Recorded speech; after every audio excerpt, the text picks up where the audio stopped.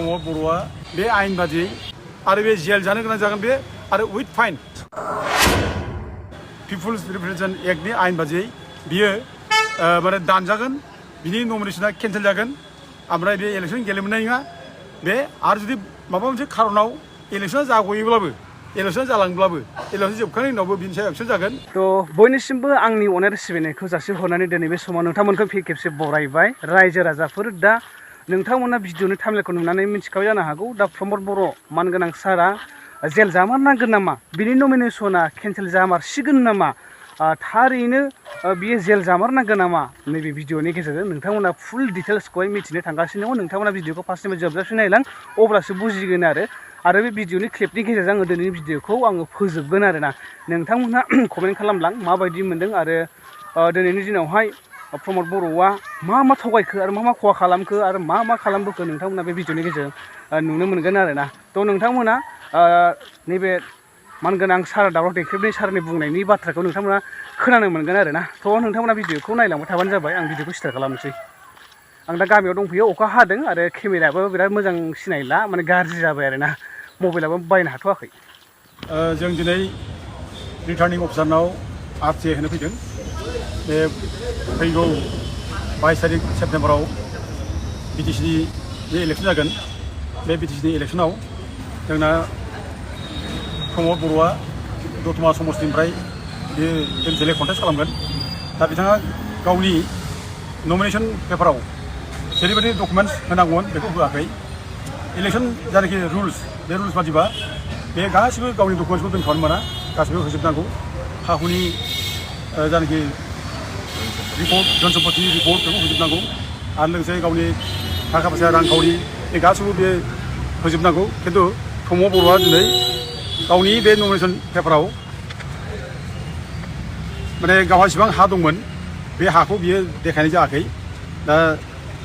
नैबे बिनि nomination paper बे नमिनेसन पेपारा जोंनाव दङ। दा बिथाङा गावनि जेसेबां हा हु दंमोन बे हाखौ देखायाखै। गावनि बिसिनि नामाव जा हा दं बेखौ एसे देखायदों। दा बिनि बायदिबो बेहा रङिया राजु चक्र सार्कोल अफिसनि आन्दाराव माने गासै 9थासो जायगायाव बे हा दं। नैबे बिनि माने माबा बियो रङिया सार्कोल अफिसनि आन्दाराव थानाय बिनि नामाव माने जायनाखि हा बिसिनि नामाव बे हाखौ बे देखायाखै। गासै 9थासो माने राजु चक्रनि हानि रेकर्ड बे नामजारि फाट्टा हा। दा बे हाखौ बे देखायनांगौमोन देखायाखै। दा देखायाब्ला इलेक्सन पिटिसननि नियम बादियै दायनिगिरि जायो आरो पिपुल्स रिप्रेजेन्टेसन एक्ट 1951नि आयेन बादियै बे अबेबा डकुमेन्ट्सखौ दोनखोमादोंब्ला गावनि सम्पति दोनखोमादोंब्ला बे आयेन बादियै बियो माने बिनि नमिनेसन पेपारा केन्सेल जायो आरो लोगोसे बियो जेलबो जानो गोनां जायो। दा बेखौ रोखा पिपुल्स रिप्रेजेन्टेसन एक्ट 1951 बुंखादों। दा गरसे प्रमद बर'आ जे गावनि हाखौ बियो दोनखोमाबाय खोन्थायाखै बे बिराद गिदिर अफराद दायनिगिरि बेखायनो जों दिनै बे अफरादखौ बे दायनि माने दाय खालामनायनि थाखाय जों बेखौ साजा होनो थाखाय जों दिनै बेयाव बिनि जेसेबां डकुमेन्ट दं बेखौ बिनो थाखाय जों दिनै रिटार्निं अफिसाराव जोङो आरटिआइ खालामनाय जाबाय। जोंहा अलरेडि जाखिनि मोनखाबाय बे मोननाय डकुमेन्ट्सआ बे अथेन्टिक जानांगौ। अथेन्टिक माने रिटार्निं अफिसाराव हरनांगौ। बिथां रिटार्निं अफिसारा जोंनो बेखौ अफिसियेल खालामना हरब्लानो जों अब्ला लिगेल प्रसिडियरखौ जों खालामनाय जागोन एक्सन जागोन। बिनि सायाव जों बे खामानिखौ जों मावगोन। आरो लोगोसे बिनि प्रमद बर'नि बिसिनि नामाव माबे जायगायाव हा दं बेफोर गासिबो जोंनाव रेकर्डआव जों मोनफैजोब्बाय गासिबो। दा बेखौथ' अलरेडि निउसाव होखाजोब्बाय आसामनि गुबुन माने माबाफ्राव बे मिडियायाव होखाजोबनाय जाबाय आरो बेफोरखौ ससियेल मिडियायावबो होनाय जाबाय। दा प्रमद बर'नि बिसिनि नामाव जा हा दं नै 10 तारिख 4/2023 बेयाव नामजारि खालामनानै लानाय फारु बरालिनि नामाव 0 काटा 14 डेसआ हा बे रङिया चक्रनि आन्दाराव बे दङ। आरो लोगोसे नैबे जाहैबाय 27/1/2021 बेयाव फारुल बरालिनि नामाव गासै दाग दं 224 4 काटा हा दं बेहा। दा बेखौ बे देखायाखै। आरो लोगोसे नैबे फारुल बरालिनि नामावनो आरोबाव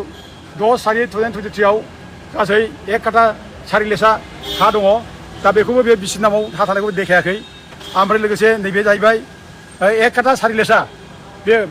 504 दाग नम्बर बे 504 दाग नम्बरनि 1 काटा 4 लेसाखौ बियो फारुल बरालिनि नामाव दंमोन बेखौ बे देखायाखै। आरो बिदिनो दंबायो नैबेयाव फारुल बरालिनि नामाव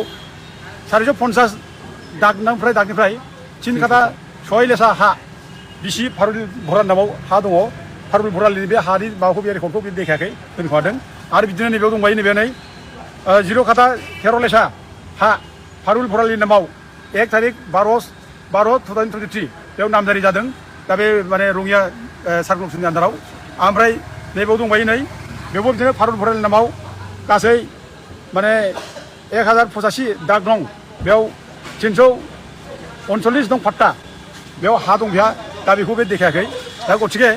दा जोङो बिनि जानाखि हानि डकुमेन्टस होयै बे हानि डकुमेन्टस होयैखौ जोङो माने आरटिआइ खालामनानै जों अफिसियेल खालामना लागोन ओमफ्राय बेखौ जों कमप्लेन होगोन आरो जेब्ला कमप्लेन होगोन पिपुल्स रिप्रेजेन्टेसन एक्टनि आयेन बादियै बियो माने दानजागोन बिनि नमिनेसना केन्सेल जागोन ओमफ्राय बे इलेक्सन गेलेनो नङा बे आरो जुदि माबा मोनसे खारनाव इलेक्सना जागयोब्लाबो इलेक्सन जालांब्लाबो इलेक्सन जोबखांनायनि उनावबो बिनि सायाव एक्सन जागोन जेब्ला बिनि सायाव एक्सन जायो अब्ला बिनि माने इलेक्सननि उनाव बे देरहाब्लाबो जेनब्लाबो बे माने बिनि सायाव एक्सन जागोन आरो बे जेल जानो गोनां जागोन बे आरो उइथ फाइनबो नांनाय जागोन दा बे बाथ्रा बेनो रायजोफोर जों दा जेखौ नाङो जोङो खोब गोसो होनानै नाङो आरो जों ओरैनो नाङा दा जों एखेबारे गोदा बुखुनानै जों माने खामानि मावग्रा रायजोफोर जों बेखौ बुखुथारनानै गारनायसिम जोंहा सक्ति दङ जोङो जेरैबायदि नोंथांमोना नबसरियानि केसखौ नांबोदोंमोन बेबायदि नांलांगोन नामा एखे पाक्का नांलांगोन नबसरियाखौ जों 10 बोसोर जुजिदों सुप्रिम कर्टआव थांनो जों हाइकर्टआवबो जुजिदों जोङो थाखा फैसा जोंहा थांजोबदों थेवबो जों खुनु गोसो बायाखै आरो जों माने लास्टआव जों बेखौ एखेबारे होखारथारनो हादों दा जों नबसरिया होखारनो थाखायनो दिनै माने जोंना जयन्त बसुमतारिया एमपि जानो हाबाय दा गथिखे जोङो खुनु दिन बेखौ माने माबानाय नङा थाबथानाय नङा नागारा जों एखेबारे बेखौ होखारथारनोसै नागारगोन आरोखि गनाय नङा प्रमद बर'आ थाल लाखादो जों नांबाय जेब्ला बे खुनु बारग'आ जोंहा बेखौ बारग'नायनि थाखाय जों बेखौ स्कप होनाय नङा ओमफ्राय एसे दे दा बिथाङा माने दतमायाव गेलेनो फैदों MCLA दा रायजो राजाखौ थगायनानै बे दतमायाव माने बड'फा उपेन्द्र ब्रह्मखौ खिबु फिथां खुलुमनानै बे सानदों भट मोनगोन दा खिन्थु दिनै बड'फा उपेन्द्र ब्रह्मआनो बेखौ साजा होनो थाखाय दतमायाव लाबोबाय बे गनाय नङा बे आरो रायजो राजाफ्रा बे जायगानिया बेखौ माने सुजुग होनाय नङा बेबायदि गाज्रि मानसिखौ भट होनानै असनमान लानाय नङा दतमा मानसिफ्रा ओमफ्राय लोगोसे दिनै बिनि थगायनाय बिनि मिसा खोथा बुंनाय बिदि एथ' मिसलियाथ' थगायग्रा बर' जाथियाव बेबायदि थगायग्रा मानसि खुनु गैया आरोखि 1 नम्बर इभेन गुबुन जाथियावबो बिदि मानसिया गैयानो थगायनाय मिसा खोथा बुंनाय दा थगायनानै एथ' मानसिखौ आन्दायदों दिनै बिनो थगायनानै रिटार्निं अफिसारखौ थगायबाय दानिया गावनि इलेक्सन गेलेगोन नमिनेसन पेपार बेयाव माने गावहा गियान दंमोन गावहा मिथिनांगौमोन बिनि जानाखि उकिलफोर दङ बे खोन्थानांगौमोन खिन्थु बिसोर गासिबो बेखौ दोनखोमाजोबनानै दिनै गावनि सम्पतिखौ माने देखायनो हादोंमोन गाव जेनुइन मानसि आहा बिदि सम्पति गैया देखायनो हादोंमोन खिन्थु दिनै बिफद जानोसै बेहा खैफोद जागोन बे सम्पति दोनखोमानायनि थाखायनो बे खैफोद जागोन बे बिफद जागोन आरो बेनो प्रमद बर'आ जे थगायगासिनो दं जाथिखौ बे गोरिब गुन्द्रा जाम्बा जाम्बिखौ थगायनानै बे माने माबागासिनो दं मिसा खोथा बुङै बे लिडार जागासिनो दं बेखौ दिनै स्वयं माने खालदुदा बेखौ माने गोबानानै लाबाय आरो बे खालदुद गोबानानै लानो थाखायनो बे सब समाय मिसा खोथा बुङो सब समाय बे भुल खामानि मावो सब समाय थगायनाय खामानि मावो थारमाने बेखौ गाब्र'होबाय बे बिफद जागोन बे गवा बे बिफद जायाबा जों बेखौ एखेबारे नागारथारा बेखौ एखेबारे जों बिफद खालामथारगोन दा प्रमद बर'नि थगायनाय बेखौ बर' रायजोफ्रा दिनै नुजोब्बाय रावबो माने दिनै खाना नंला रावबो मिथिनो नंला बे जे मिसा खोथा बुंनायबो फैगासिनो दं बेखौ बयबो मिथिबाय दा बे गस्ला आरोखि गभर्नमेन्टआ